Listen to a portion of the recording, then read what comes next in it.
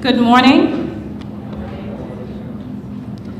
Good morning, Madam Deputy Governor, Mrs. Inez Archibald, Financial Secretary, Mr. Neil Smith, department heads, public officers. Welcome to this morning's HR Talk.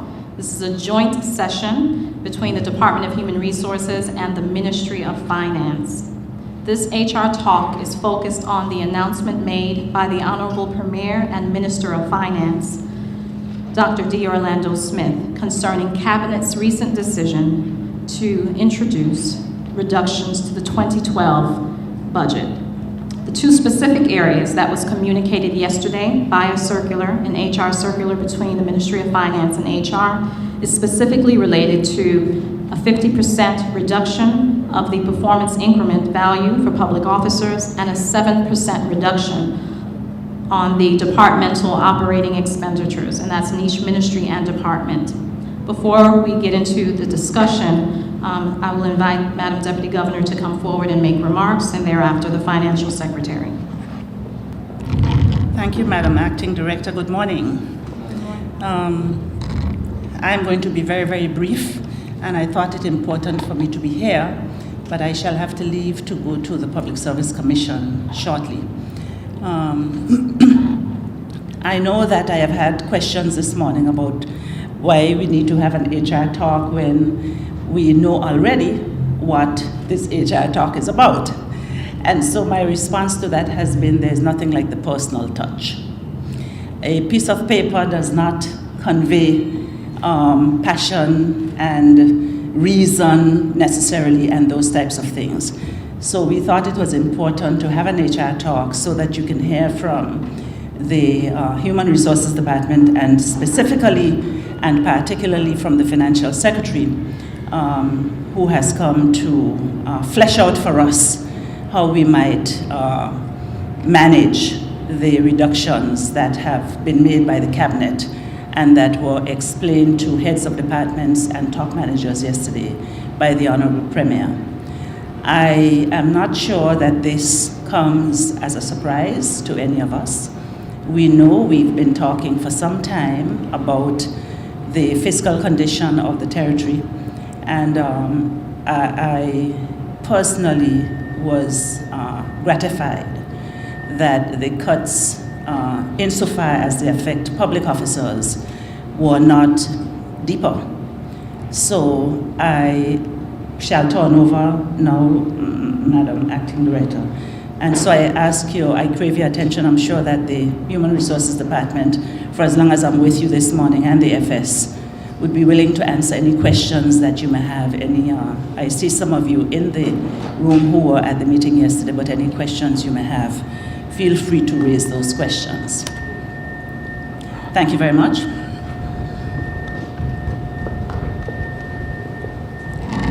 Thank you, Madam Deputy Governor. Just to remind you, we prefer to take the questions after the presentation so that you can hear exactly, yes, you already know what the decision is, but also to understand the background reason to the decision. So if you would kindly hold those questions, jot them down until the ending of the presentation. Thank you. Mr. Smith? Good morning. Good morning. Everyone.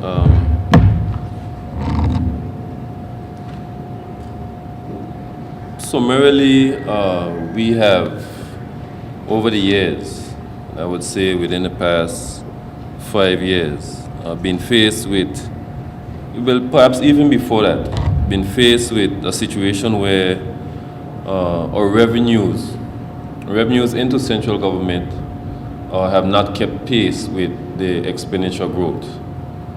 So revenue growth for us has stopped within perhaps in the past 3 years ago, with the financial crash that you had in the United States and then the global recession that followed as a result of it.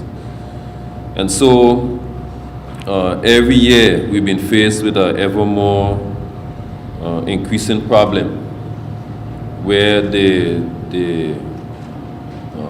difference between the funds that you have to spend and the expenditure expectations got ever more and more slim. Within the past 2 2.5 years or so, we actually got to the point where we realized that long before that, but we actually got to the point where those margins had basically disappeared between the funding that you have to do work with and the expenditure that you need to keep things going. So, in effect, we've been living on borrowed time for some time now, okay, the last 3 years or so. And every effort has been made to insulate civil servants from that particular reality. However, and we should have done this from about, when was the expenditure exercise cut that we had last time? 2008. We should have actually made some significant decisions then, and we did not. And what happened is it actually put us in a worse position today than it would have been then. So the cuts that we would have made in 2008 would not have had to be as dramatic as these that we have today, just in order to survive. So we presented Cabinet with some options on what we can do to curb expenditure. And some executive decisions were made, and we went away and executed those executive decisions. Plain and simple. Whereas expenditure has been growing at a rate, operational expenditure, the cost of the running a civil service, has been growing at a rate of about 10% per year. Our revenues have remained flat for the last 3 or 4 years. That's just the plain hard facts. So we are now faced with a choice. Whether we'll continue to depend on existing cash balances as we've done in the past 3 years to keep things going, and have been steadily dwindling and falling, or whether we will make a decision to reverse that trend and actually build up our cash reserves again. Now, the reason why you have reserves is for when times are hard, right? And some people would say that, well, we're in hard times now. I don't, in my estimation, I don't think things are that difficult. It's challenging, but our gross domestic product has fell at the highest point, about 11-12%, the maximum, and I think that was in 2009, okay? So that means that the productivity in the country only fell by 12%. And we're looking at some European countries where they've had 25%, 30% drops in GDP. We're looking in some Caribbean countries where it's been significantly more than that, 20%, over 20% easily. We have been lucky. We've also been lucky because even though there's been this contraction in gross domestic product, well, it's increasing now, but in 2009,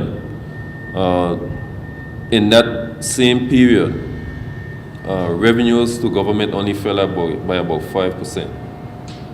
So we've been able to insulate civil servants fairly well from the realities out in the economy. But the fact of the matter is that at some point, we have to stop. What we see in the future, what the economists abroad and what our economists here realize, or what we are predicting, is that 2012 will not necessarily be a better year in terms of the global economy. So unless the Virgin Islands does something on their own in other words, be the exception to the rule, you could expect another rough year, or maybe even tougher than the years that you've seen before. So, that's the facts out there. What we've done, though, is, in addition, knowing that those realities exist, and are recognizing as well that we have a lot of, we have some expenditure patterns that are not perhaps the best. We have some habits that are not the most frugal or most cost efficient. Okay? For example, our travel habits, for one, right? And some would say I'm the biggest culprit of that, although You might not imagine this, but I run from as much traveling as I can, and even then it still is a problem. So what we've done, we have, no, before I get to that, when we examine the expenditure of the sales of government of the Virgin Islands, the single biggest bill is the wage bill. Of a budget of about, let's say we're speaking about 270 something million. Wages, salaries, pensions is about 140 something, which is about 40%. So if we're gonna cut expenditure, and we're not thinking about the human factor involved, what you'd want to adjust first would be the biggest problem. If you want the biggest changes, you attack the biggest problem. Okay? The second highest one is what I'll refer to, I call it other charges in the budget. We call it other charges in the budget, but really is the operational expenses of the departments and ministries and stuff. That's the second highest bill.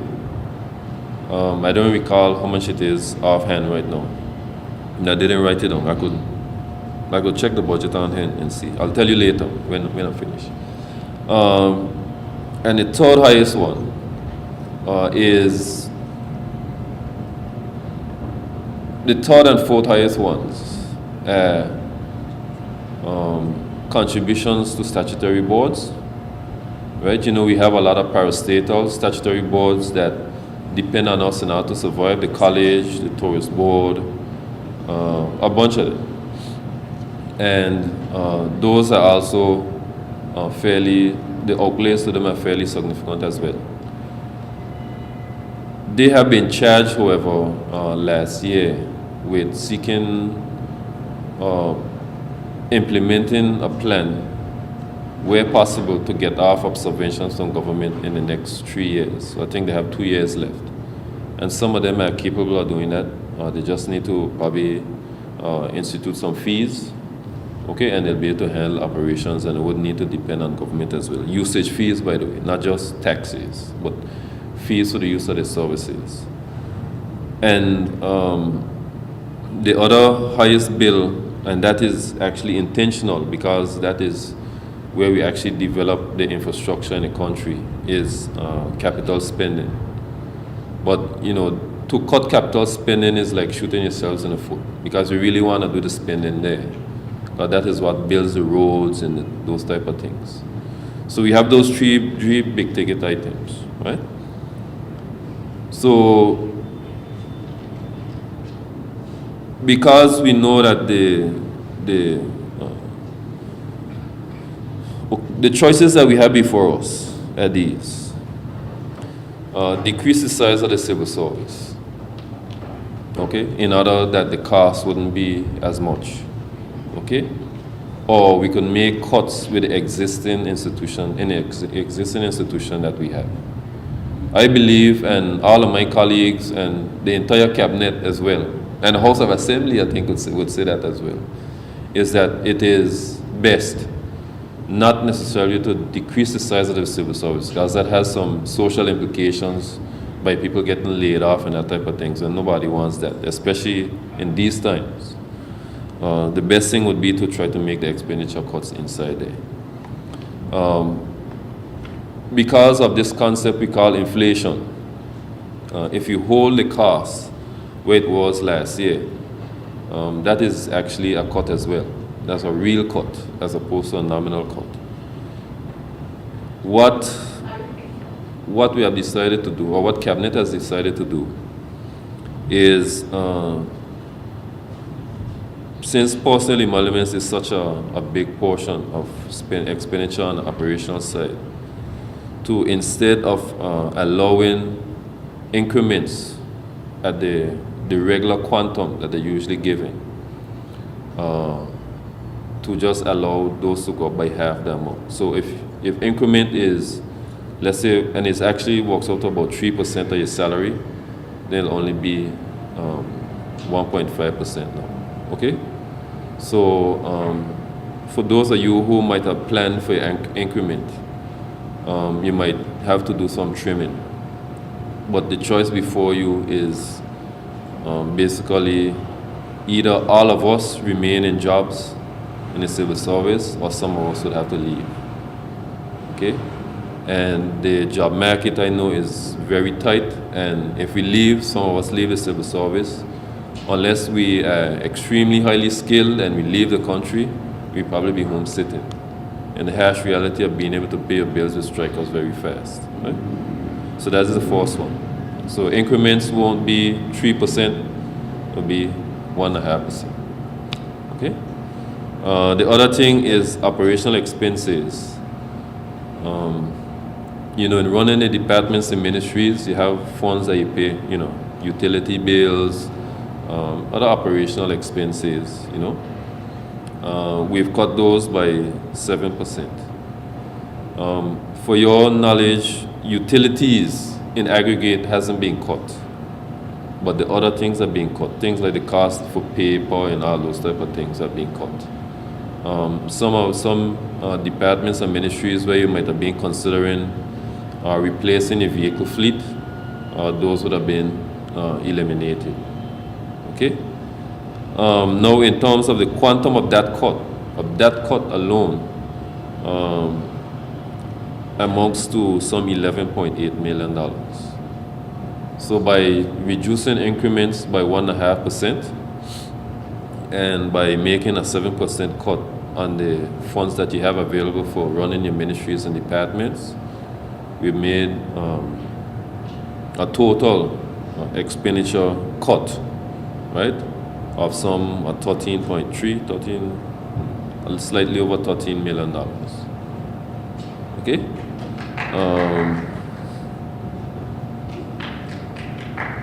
The realities, again, not the realities, what we've done with those savings is we've been very careful with it. We have used those savings to augment the resource fund, and we have a mandate. We would like to have the reserves, just cash that is there sitting so we could use in times of emergency to cover at least 3 months of operations in the government. So if you have a period of time when you're getting no revenue coming into government, we want to be able to run the government. People's salaries still going through, you're still being able to run your departments and ministries basically as normal for 3 months without any revenues coming into government. That's the floor. Actually, we're shooting for a higher target than that, but I don't want to let that cat out of the bag. Okay? But so that's what we're doing. So, I know that it could be a bit. I don't think it shouldn't be painful. What we've done here shouldn't be too painful. If we sail across the waters there for 45 minutes, we'll see people losing their jobs, right? And we have been able to prevent that, we think, by doing this. What would be expected from us, though, is we need to, and you've heard this, if you've heard it once, you've probably heard it 1,000,000 times in the last 4 years, we have to do more with less, okay?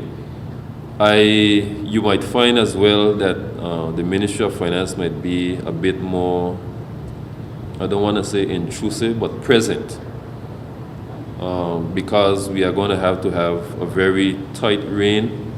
Because we have less, you're going to have to be a lot more careful. I can tell you from now, if you run out of money, you probably will stay out of funds, okay? And as those of you who run departments, who are permanent secretaries, that will not go very nicely against your record. Okay? Of course, if there's an emergency, a genuine emergency, since I've been in this job, I have yet to see any real emergencies. Then, of course, what will happen is someone who's probably, we'll have to find funds from somewhere. But it wouldn't be funds that fall out of the sky. some program that we had planned in some particular ministry, most likely the capital program, will probably have to be stopped or scrapped, just so that we could make sure that some critical thing continues to go through. So I think that is about all that I want to say. This year's budget,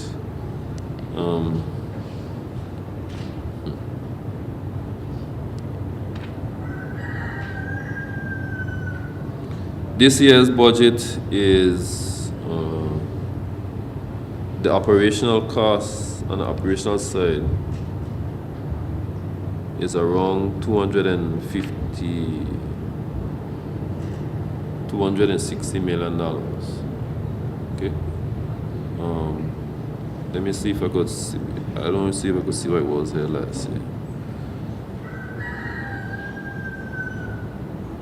But there has been basically very little growth in revenue based on our projections.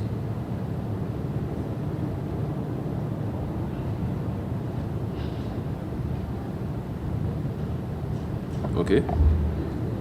So in real terms, we've cut back significantly. Okay. I don't think I need to say anything more. I'll just allow Michelle to come up, and any questions you have, we'll be willing to answer. The Ministry of Finance, of course, will be available to answer any questions you have. Don't overdo it, right? Because we're trying to do other things as well, but just feel free to stop any of us or HR. I prefer you go to HR folks. And then if they can't get handled, they could come to us.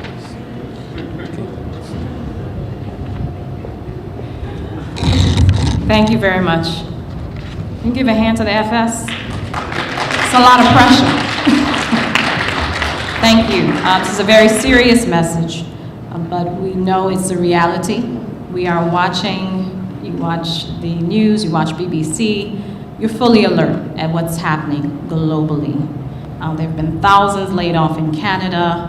As the FS has mentioned, we have hundreds right across the USVI. These are our family members, our friends. So many people we know are affected greatly by the global economic crisis. So I think as public officers, we should have an attitude of gratitude, which says that in spite of maybe the direct impact to us and to our pockets, we recognize we are blessed to remain employed at a time when so many are without jobs. I open the floor for questions, just to provide some information as you're gathering your thoughts, and Mr. Hodge will be around to pass the mic. The performance management process remains as it has always ran. We will review your performance increments as they come in, and the performance appraisals. For those that have sent forward their evaluations early, we will automatically make the reduction by 50%. We will not send them back for adjustments. What the Ministry of Finance will be providing to the Department of Human Resources is a revised scale as it relates to the performance increments. This does not impact at this time promotions or any other types of adjustments that are allowed within the service. Thank you, Madam HR Director. Well, I must say I can breathe a little for at least for a year, because I must say I was holding my breath from last year. Didn't know exactly what was going to happen, but I know something will happen, but I didn't know how drastic. So when I saw the circular yesterday, I said, well, let me exhale. I was trying to call you, but I didn't get through. So I know it had to be a very difficult task and a very difficult decision. Most of my question was almost made obsolete by the time I finished listening to the FS, because I came here with the intention of asking him, well, when we rebound in 2013, if we were going to add back on the 1.5, but then when he said that chances are there's a bigger tsunami probably still somewhere in the horizon, that we still have to make sure that we are very prudent. I said, let me take a different tack. In terms of a plan for many of us who actually have to manage others, in terms of reducing the finances in the different areas, for example, in education, those of us who manage schools and whatever have you. This is no easy task because at the end of the day, the population is increasing. We have more kids, as you know, than we had before. But in terms of a plan of action for the schools and other departments, in terms of making sure that we look at those things that we probably would not see, because you know, most of us really don't deal with large volume of finances. We see the part that we need to spend. But in terms of making sure that we actually look at things that we probably may not have looked at, in terms of having a plan with the FS or his financial advisors, the different that you have in the government, with HR, and coming up with a national plan for the public service that we can go at together for the year and say, look, these are some of the areas that you probably need to look at that you probably didn't look at before, so we can minimize more of what we would consider to be, as you said, you know, sometimes careless spending. Okay? Thanks. I neglected to say this, and I apologize. We expect that every individual, right, will do their best to do whatever they feel will result in cost savings. And you'll find that the rigidity that you're probably used to in the civil service, the procedural rigidity, may begin to fall away a little if we realize that the proposal that you're making will save us money. Okay? No idea. I'm begging for you to do this, please. Well, before okay, sorry. I apologize. I don't want to preach or anything, you know. You get too loud. What I was saying is that every individual, or before you even go to there, right? I believe, and I've seen other civil servants from all over the world. I've been in another civil service besides this one, and regularly, maybe every quarter or so, I meet with senior civil servants at my level to make decisions on regional matters, right? And in my analysis, I believe that in the BVI civil service, we have the same ability of most civil services around the world, and in the region we probably have more, I don't want to say natural ability, but we have the key, we have capabilities that are equal to or exceed those in this region. Okay, so do not believe that you are second best. The BVI civil service, and I know there are individuals who are a lot more senior than I would tell you that the Virginia civil service is one of the best in the region that they've seen. I will actually say we are the best one in the region. Okay? But the problem for us, I think, is that we have a culture of not, we always have this inferiority complex, feeling that our ideas might not be as good as they actually are. So because of that, we hold back in giving these ideas. What I'm pleading with you to do is anything that you think is a good idea that could save the government of the Virgin Islands money, or could bring us revenue, or that would make us more efficient, or that make us more effective in delivering services to the public, let us know. You could let the deputy governors know, or HR, I could let the Ministry of Finance know. And this I could promise you, everything that I see, or everything that the Ministry of Finance sees, will be considered. And it will be, if you didn't do it before, quantified to see how much money that would actually save us. Okay? That's the first point. So anything that you could do in the schools, wherever, do it. And you'll have, and I don't know if 110% really makes sense, but you'll have more than 100% of support from us. the cabinet is saying that same exact thing. No idea is too small or too insignificant to be considered. Okay, it is not about the cabinet making decisions.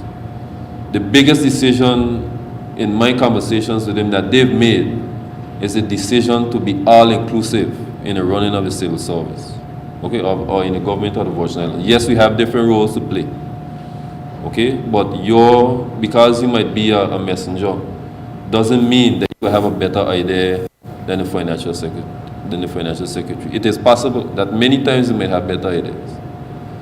Okay, so that is the message that I want to ring through.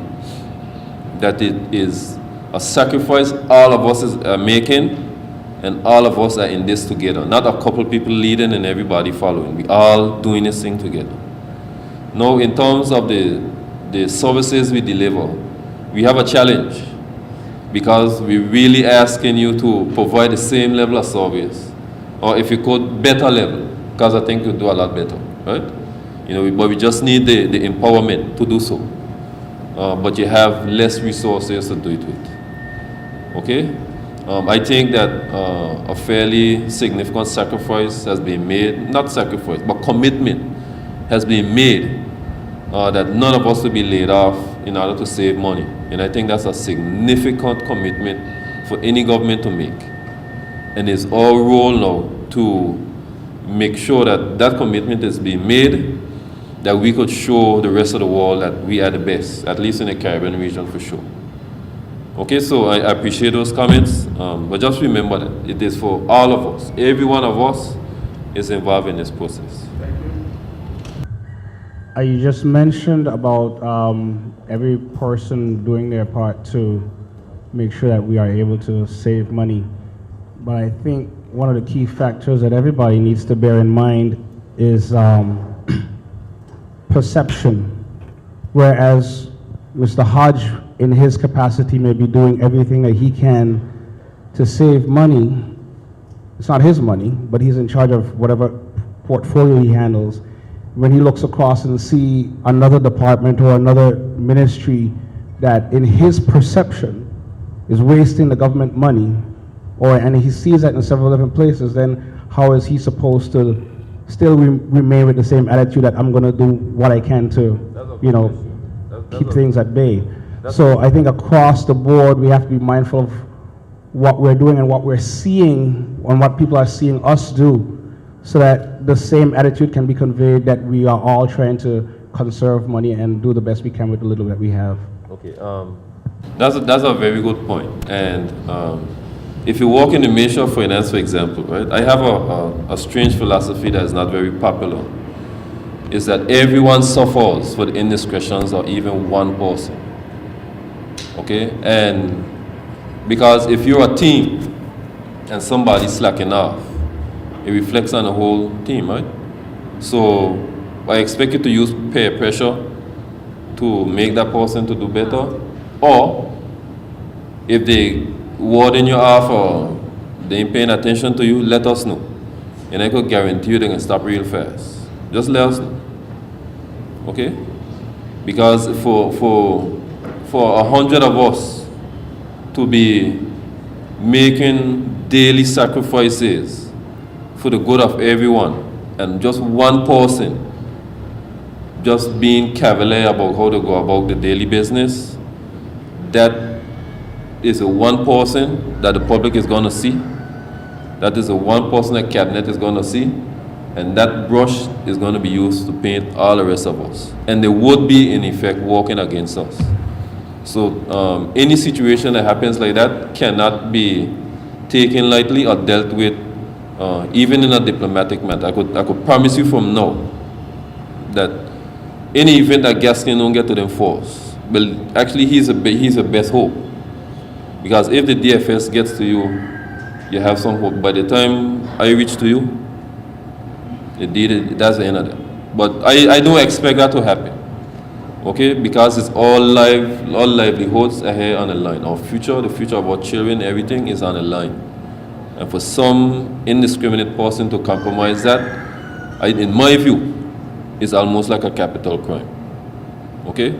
It is being laid out for us, and there's no reason for anyone to feel that they could game the system or to continue to do as they please.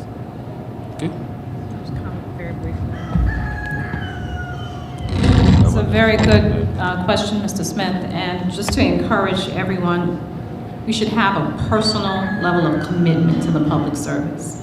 So if we see anything that's questionable as it relates to fellow colleagues, departments, you need to approach the appropriate authority. Contact the Department of Human Resources, Permanent Secretary, the Deputy Governor, Financial Secretary, because everyone has to be accountable for the state and the future of our public service. My question is in reference to cutting costs. What are the plans for going green? It's something that we talk about, but it's not happening right now. In reference to cutting costs, what are the plans for going green? We talk about it every day, but it's not happening right now. I'm not able to speak about going green as a public service. As part of the efficiency, innovate, and save, I believe that there were probably various recommendations that may have come forward, but everyone can do their part. Within HR, we started to send information, a lot more of our information electronically rather than printing, even just acknowledgments, sending that by emails. So each department, we have a corner that we can be responsible for, but as a service-wide initiative, I'm unable to speak to that. Good morning. When the FS spoke about any cost-saving ideas, I know about a year ago, DG office initiated Innovate and Save. Now the DPU was given a responsibility to quantify any ideas that any of the departments or ministries might have, thought of.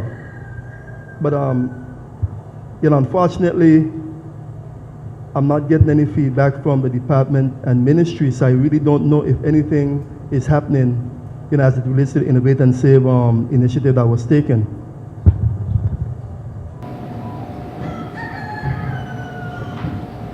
Just got an update from the communications officer, and there was a press release that went out last month to the public, inviting them to give feedback on the ideas. But I understand the results should be released next week, as it relates to the Efficiency, Innovate, and Save initiative. Yeah, well, that's not what I'm talking about. I'm talking about that the departments and the ministries are supposed to take measures within their respective departments to save government money, and DPU is supposed to quantify those savings. Quantify the savings, But okay. I haven't gotten anything from any of the departments or ministries, yeah. Understood. Okay. I'm aware that every ministry submitted proposals, and there was a comprehensive report put together. So at the department level, I'm not sure exactly what happened there, but I know it was done at the ministry level, and it was presented by the Deputy Governor. You heard me speak about the Ministry of Finance being more present, and there's some initiatives that we're going to be implementing in order to have a better idea of what the cash flows are, and also some operational procedures that we'd like you to follow. Then this is, I'm telling you all this because everyone is supposed to be here, but the department heads and the finance and planning officers and the permanent secretaries will have some stuff to do monthly, some obligations that they'll have to fulfill monthly. So the rest of us will have to assist them, because a department head cannot do things on their own, and it's some things they'll have to do to assist them. So you'll probably see the deputy, come Gaskin. You'll probably see Mr. Gaskin moving around, giving you some directions. And I'd like you to, if you haven't done it already, whenever you see Mr. Gaskin, he moves with the authority of the financial secretary. That's how we do things in our office. If you see a budget officer from the Ministry of Finance and they tell you you can't do that, it doesn't make sense. You're really wasting your time if you come and ask me if you can. Okay? Well, I just allow Gaskin to give a brief rundown of what he'd be expecting. Good morning, colleagues. Good morning. I believe the first point I want to touch on was what the question that Pete Smith asked. I think that Mr. Smith asked a very good question, because we didn't just get here. We've been getting here for quite a while. And what we've done is we have kind of, in this organization where the best and the brightest are supposed to be, we have sat on our hands. Some of us have sat on our hands, said nothing, do nothing. So that is why we're here today. And I apologize for being late, because I was supposed to be here a little bit earlier. But about a year ago, I stood here on this very same podium, and the issue of increments came up. And I was one of those persons who was adamant that nobody was going to touch my increment. And I believe I led some of you in the same discussion. I'm here this morning, though, in a different perspective, because I am here supporting the Ministry of Finance and the cabinet decision that was taken in regards to increment. Me, for one, I've come to the realization that I believe that I would rather have a job at this point than really debate the issue about the increment. Yes, we all deserve the increment. There was a time when we could give increment to everybody. I am one of those persons also who believe that increments should be done based on performance. If you ask anybody who worked for me in internal audit, they can tell you, I don't give increment to people like that. You have to perform in order to get an increment. I had at least one gentleman who's been working with me in internal audit for 7 years, never got an increment from me. HR is who gave him my increment, and I told HR if they're going to give an increment, then therefore he better come and work with them. That's a long time. So I'm just saying to you this morning, I'm saying to you this morning that I think that it's fair to say, colleagues, that because in this organization we have some of the best and the brightest, the onus is on you when you see something going wrong and in the wrong direction to say something. You can't just sit back, put your hand under your, and then just expect things to move in that direction. So I think Mr. Smith, Pete, very good question. Other part, the Ministry of Finance, we've been doing a lot of talking. For years, we just do a lot of talking. I think it's fair to say that Mr. Smith can said to you that the Ministry of Finance now have a different approach. You have the good cop and the bad cop. I have taken the role of the bad cop. I don't have a problem with it. Mr. Smith is a good cop. Here's where the problem is. We're going to be doing some things different. The permanent secretaries, the heads of department, the unit heads, and the finance and planning officers are going to be required to come to meetings. We're starting those meetings on, I think it's Friday. And we're going to have those meetings for, I think, 3 days to get the message across to the permanent secretaries and the finance and planning officers. The Ministry of Finance is no longer going to be sitting by, allowing you to call up to the Ministry of Finance in the budget unit and say, release this PO or something like that. You are going to have to justify your spending for the month. We have a mandate from Cabinet that we are supposed to be looking at our cash flow for the next 12 months. It is very important that we pay attention, because Cabinet has made a decision that no one would be laid off. You have to have money in order so that no one is laid off. So we have to watch every penny and every dime. So therefore, from the departments, they're going to have to reconcile on a monthly basis. When we say reconcile, we're going to close out the system 5 days after. Within that 5 days, your people have to come upstairs and do that reconciliation and move to the next level. What we have is departments, they go out and they trust and credit people's stuff, and they have them in their desks, don't even put them in the system. That's changing. We're going to hold you responsible. We are asking you to do more with less. I personally believe that I'm talking to my colleagues because I know that this civil servant can rise to the occasion. And so we are going to rise to the occasion simply because I think that you need to understand the big picture here. Our sovereignty, I don't know if Mr. Smith stressed that before, is at stake here. If we don't do the correct things, then we're going to have some people who are going to be telling us what to do, and they're not going to look like us.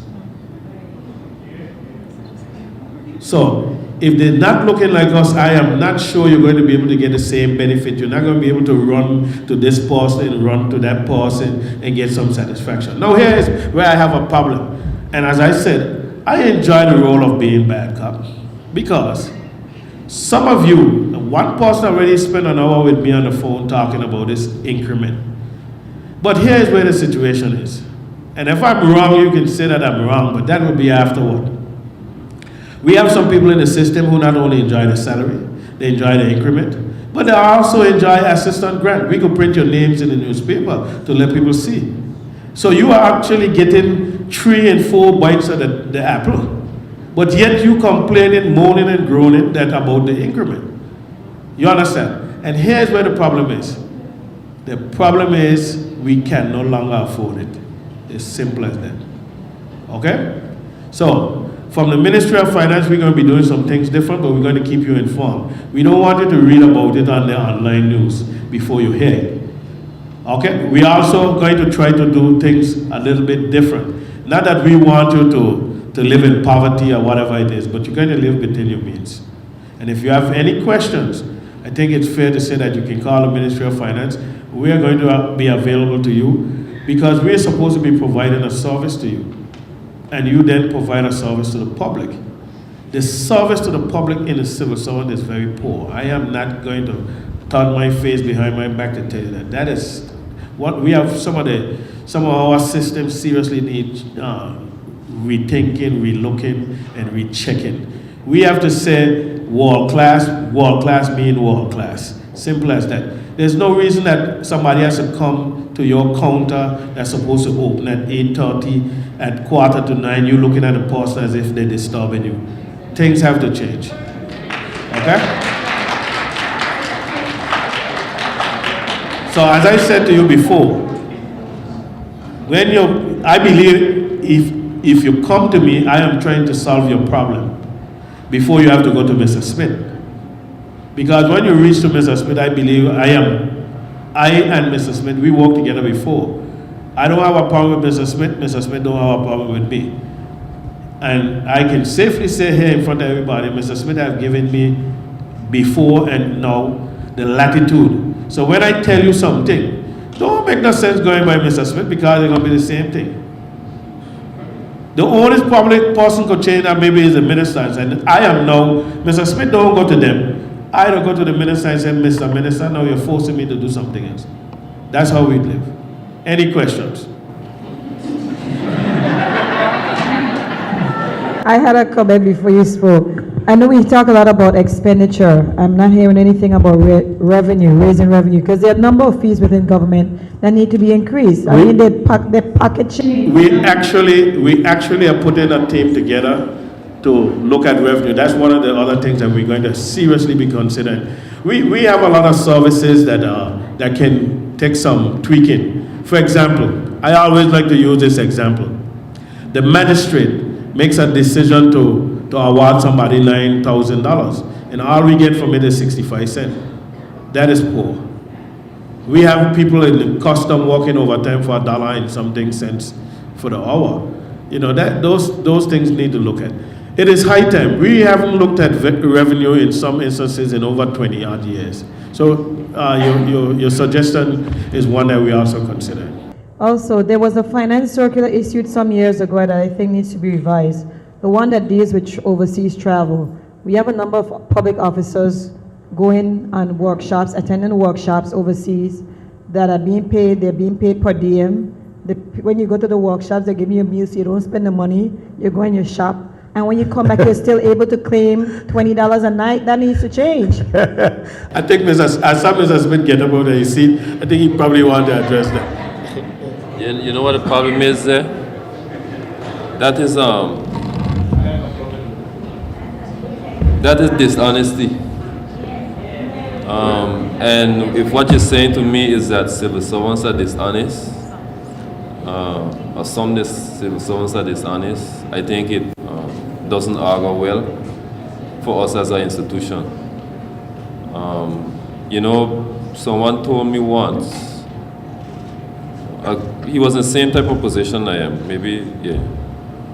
He said the number one biggest, most valued trait in a supervisor or an employee is integrity. Competence and stuff follows maybe a close second. Okay, but the most important thing is integrity. And you could check it with yourself. If you have a supervisor, you might not necessarily like the supervisor as an individual, but if that supervisor has the highest levels of integrity, you probably could work with him all the time. Okay, but that's a totally different issue. But it is a serious problem. Because as Gaskin was saying, even this situation where people taking all these bites from the same apple you use, that is an integrity issue as well. Okay, and lack of integrity has a cost. The other thing, Carolyn, about the fees, we have actually at a permanent secretary level, they produced a document about a year and a half ago. That is going to be considered again. It wasn't considered the first time. But one of the things that we have looked at in the Ministry of Finance very closely is, as Gaston was saying, when you pay a fee, it should actually cover the cost of providing that service that you're paying a fee for. So if, like with the magistrate, I think, how much, 3 cents? 65. Yeah, I think it costs a lot more than that to pass that judgment.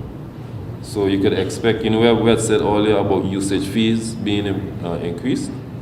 I think that is an option. Once we see what the price is, we might have to bring it down like to carry it up. But if you look at that, I think you'll find that operations in government would be better funded, and you'll have funds available to do other things with. Okay? So. Good morning. Good morning. How are you? I would like to also add a tip where you can also collect funds. The police department. There are several tickets that are issued for traffic violations. And maybe 90% of these people do not go and pay the fee. I met with 2 persons last week, for example. And I was telling them how I got a ticket because I parked XYZ. And they said, "You paid it? You must be crazy. You know how much tickets I got? And I never paid it?" What I'm trying to say, there should be a system set up too where when you go to register your vehicle, that if there's an outstanding ticket for you, you should pay a penalty before your vehicle can be issued, and that's not in place. And that's a lot of revenue that is going down the drain. I agree. I agree because I think what it boils down to in a lot of instances is enforcement. They give you the ticket, nobody pays attention, and there's no follow-up to see whether or not that ticket is paid because it's not tied to anything. I went to get a trade license in St. Thomas, and one of the things that I had to go through was a process to find out that if I had any outstanding parking tickets, stuff like that, in order for me to get a trade license, simply because they want to make sure that I don't owe the government before I get something else from the government. So I think it's a very good suggestion. And also, I think what we need to do from HR and the Ministry of Finance is actually put up suggestion boxes in the various areas that civil servants can, because I believe that, as Mr. Smith said, we don't have all the ideas. I would never profess to have all the ideas. I have some ideas, but I believe that sitting out there in a group, there's some good ideas to be had. And we need to put up those suggestion boxes so you can fill the stuff and we can look at them and go over them and stuff. But this meeting. And I think what you need to take away from this meeting is the understanding that today is the first day of the rest of your life. It simply means that you are here because you have an interest in your country. And if you have an interest in your country, one of the things that we can no longer do is to sit back and watch the country being pillaged. That's the English term that they use. Huh? We can no longer sit back. You have the best and the brightest. You need to say something. You know, I think that a lot of us live in fear of what could happen and what can't happen and all that kind of stuff.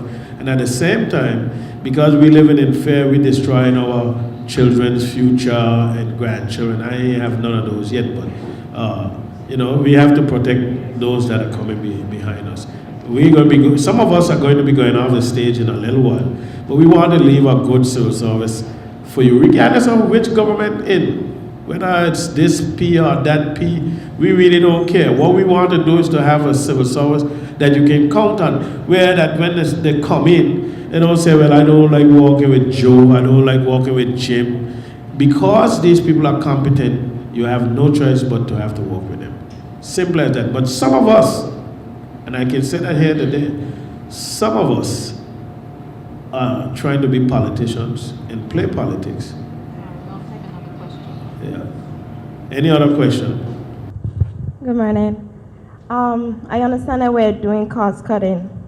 I'm trying to find out, as account officer, I realize that we are paying telephone bills and then you're still paying telephone allowance. Is that one of the things that I want to be caught up? That's one of the things under consideration. Thank you. And also allowances and all the different allowances, and plus contract workers who is being paid and still being paid housing and all those different stuff.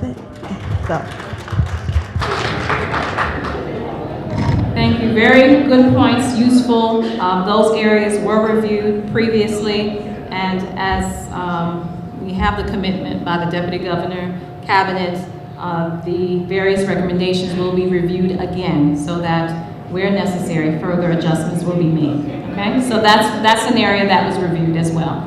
Good morning, Mr. DFS.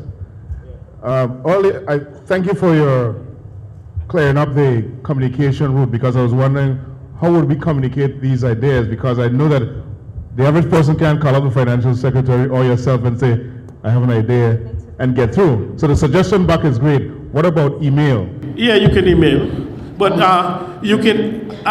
It is fair to say that I believe between myself and I can say for Mr. Smith that you can call us anytime. And the Deputy Governor office, Miss Stevens right here, you call us anytime. I have this policy that if I get a call from somebody and you want me to call you back, you can't call me from an unknown phone or a blocked phone, because then I won't be able to call you back. But if I miss your call, I will call you back. And if you leave a message for me, I'll call you back. And I believe that the FS, I can say that the same for the FS, but we're going to put some suggestions back, but you can email, Lotus note, whatever. We are open to your suggestions and we want your help. We can't do it ourselves. So we are asking for your help. Okay, thank you for being here today. Thank you for being interested and taking the time out to get the information correctly and firsthand, and being part of sharing and educating our colleagues about what is happening and why we must support the various cuts that Cabinet has agreed to put into place. There are a couple of other things that I wish to share with you. As the Department of Human Resources is committed to supporting public officers, this year we will conduct additional finance management workshops.